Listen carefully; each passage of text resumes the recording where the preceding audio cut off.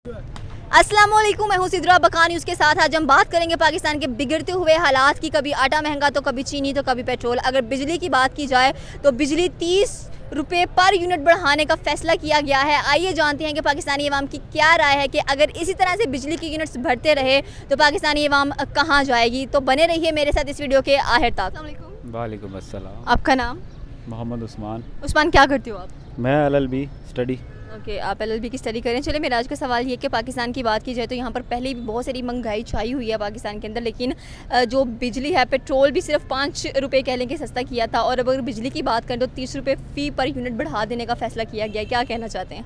देखें, ये जो लोगों को ऐसे ट्रक की बत्ती के पीछे लगाया हुआ इन्होंने, ये जो कहते हैं कि हम जो है ना वो चीज़ों को सस्ता करेंगे, ये सिर्फ ऐसे गेम है लोगों का माइंड चेंज करने की। लेकिन ये ऐसा होगा नहीं, क्योंकि जब लोग भी पागल नहीं हैं। अब लोगों को सब दिखाई देता है। जब वो पेट्रोल पंप पे मोटरसाइकिल में पेट्रोल डलवाने जाते हैं तो उनको पैसे देने पड़ते हैं, वो हुकूमत नहीं देती आगे।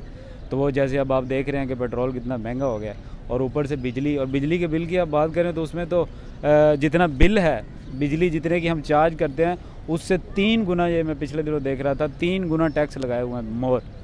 तो उसका क्या फ़ायदा हमको ऐसी हुकूमत चलाने का जिनका आवाम को फ़ायदा नहीं है। अब देखें, जो है वोटिंग सर पे है, और इनको तो चाहिए कि ये जो है ये डॉलर के 2-3 रुपए बढ़ा के आवाम को कम करके लोगों को खुश कर देते हैं कि ये जो है जी हम सस्ते कर रहे हैं, डॉलर नीचे आ गया, अब तरक्की होगी, ये होगा वो होगा। लेकिन वो दूसरे दिन देखते हैं पेट्रोल बढ़ जाता है, बिजली बढ़ जाती है। पाकिस्तान के जो लोग हैं उनके पास इतनी कमाई नहीं है, ना कह लें कि जॉब्स इतनी ज़्यादा, जितनी ज़्यादा यहाँ पर चीज़ें महंगी हुई हैं। बिजली महंगी कर दी गई है, पेट्रोल महंगा कर दिया गया, आटा महंगा कर दिया गया। तो लोग अपने अखराजात यहाँ पर कैसे पूरे करें? और जो हमारे हुक्मरान हैं उनके सर पर तो जूँ तक नहीं रेंग रही कि हम अपनी जो गरीब आवाम है कम से कम उसके बारे में तो सोचें। देखें, इसके नतीजे में जो महंगाई हो रही है, इसके नतीजे में तो वाक़यात आपके सामने आ रहे हैं। लोग खुदकुशियाँ कर रहे हैं, और वो जो है लोग कर्ज़ों में जा रहे हैं, लोग कर्ज़ों की वजह से खुदकुशियाँ कर रहे हैं, और सारे दुआएं दे रहे हैं हुकूमत को। और इसमें हमारा तो कोई गुनाह नहीं है। अब उनके पास ज़राए आमदनी बहुत कम है। अब इसका कसूर जो है वो हम नहीं है। एक बंदा पहले 20,000 कमा रहा था तो वो उसका अच्छा खासा जो है ना गरीब बंदे का गुजारा चल रहा था। अब वही जो है ना महंगाई 40% हो गई है, 45% हो गई। वो 20,000 में कैसे, वो तो उसको अब 50,000 कम से कम चलाएगा, उसकी आमदनी होगी तो फिर जाके वो उसका गुजारा होगा। 20,000 में तो गुजारा नहीं कर सकता। इलेक्शन सर पे चढ़े हुए हैं, लेकिन चीज़ें बिल्कुल भी नीचे ड्रॉप डाउन नहीं हो रही हैं, कमी नहीं आ रही है, उनकी महंगाई दिन ब दिन बढ़ती जा रही है। आपको क्या लगता है कि इलेक्शन के अंदर लोग सेटिस्फाइड हैं कि हमें इस बंदे को वोट देना चाहिए और इसको इलेक्ट करना चाहिए ताकि ये महंगाई कम हो? जब महंगाई कम नहीं हुई तो फिर इलेक्शन किस बात के करवाए जा रहे हैं? देखिए, जो सियासत है ना वो इसी चीज़ का नाम है कि जब इलेक्शन आता है ना तो हुकूमत जो है ना चीज़ों को सस्ता करती है। अब कॉमन सेंस भी यही है कि हुकूमत जब वोटिंग सर पे होती है ना तो वो अपना नाम बनाने के लिए चीज़ों को सस्ता करते हैं। लेकिन यहाँ पे तो हम सब कुछ उल्टा देख रहे हैं। यहाँ पे तो चीज़ें महंगी हो रही हैं उल्टा। इलेक्शन सर पे है लेकिन चीज़ें महंगी हो रही हैं, क्योंकि उनको पता है कि अवाम ने कुछ कहना नहीं है। अगर हम चाइना की बात करें, वहाँ पर एक अंडा महंगा हुआ था और पूरी अवाम घर से बाहर थी कि आपने अंडा महंगा क्यों किया। यहाँ पर पेट्रोल महंगे, अवाम चुप है। हाँ, इमरान खान के लिए हम बाहर निकल जाते हैं। मेरी बात सुने, इसकी वजह एक और है। इसकी वजह ये है कि जब हुकूमत को पता होता है कि हम इलेक्शन लड़ेंगे, हम चीज़ें सस्ती करेंगे और अगले जो है ना इलेक्शन में हम जीत जाएंगे, लेकिन यहाँ पे उनको पता है कि वो हारेंगे, उनको पता है कि वो इलेक्शन हारेंगे। इस वजह से वो कह रहे हैं कि जितना पैसा हमने इकट्ठा करना है इकट्ठा करके ले जाएं बस। वो इस वजह से चीज़ों को महंगा किए जा रहे हैं, और उनको इस चीज़ की कोई परवाह नहीं कि आवाम के साथ क्या हो रहा है। आवाम मर रही है और आवाम को खाना पानी मिल रहा है नहीं मिल रहा, आटा मिल रहा है नहीं मिल रहा, उनको कोई सरोकार नहीं इस चीज़ से। Thank you so much. Pakistan की बात करें तो पाकिस्तान हमें डूबता हुआ नजर आ रहा है। यहाँ के जो हुक्मरान हैं को कोई फ़र्क नहीं पड़ रहा कि आवाम किस किस्म के हालात से गुजर रही है। यहाँ पर आटा, चीनी, हर चीज़ महंगी हो चुकी है। यहाँ तक कि पेट्रोल 5 रुपये सस्ता किया, लेकिन उसका कोई फ़ायदा नहीं हुआ आवाम को। अगर अब बात की जाए तो बिजली पर पहले इतने ज़्यादा टैक्सेस लगाए गए हैं, लेकिन फिर से सुनने में यह है कि 30% जो पर यूनिट है वो बढ़ाने का सोचा जा रहा है। क्या कहना चाहते हैं कि पाकिस्तान के अंदर कब तक ऐसी सिचुएशन रहेगी और एक आम आवाम शहरी पिस्ता रहेगा?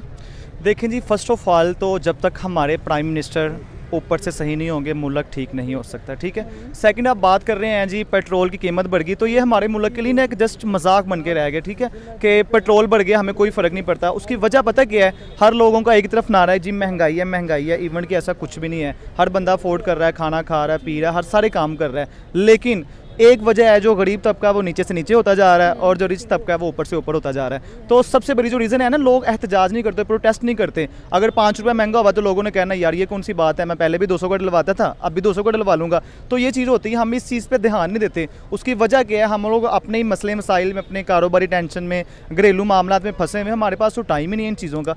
तो यही रीज़न होती है कि जब किसी ने बोलना ही नहीं है तो हुक्मरान चीज़ें महंगी हो हम घर से बाहर नहीं निकलते हैं, कोई मसला हो जाए ऐसा हम घर से बाहर नहीं निकलते हैं। लेकिन हाँ, अगर इमरान खान की बात की जाए, वो एक जलसा बुला, हम पागलों की तरह बाहर आ जाते हैं कि हम तब बाहर नहीं आ सकते। पेट्रोल महंगा हो गया, आटा महंगा हो गया, आटे की बोरियां लेने के लोग मर रहे हैं, एक दूसरे के नीचे आके कुचले जा रहे हैं, उसका किसी को कोई असर नहीं हो रहा। लेकिन हाँ, इमरान खान कोई जलसा करवाएंगे, उसमें लाखों लोग मर भी जाएंगे तो कोई फर्क नहीं पड़ा, और इमरान खान को डेफिनेटली कोई फर्क पड़ता भी नहीं है इससे। और देखें, ये जो आपने बात की ना कि इमरान खान के बुलाने पे, ये तो जी मोहब्बत वाली दिल की बात है। जहाँ मोहब्बत होती है वहाँ इंसान मर भी जाता है, ठीक है।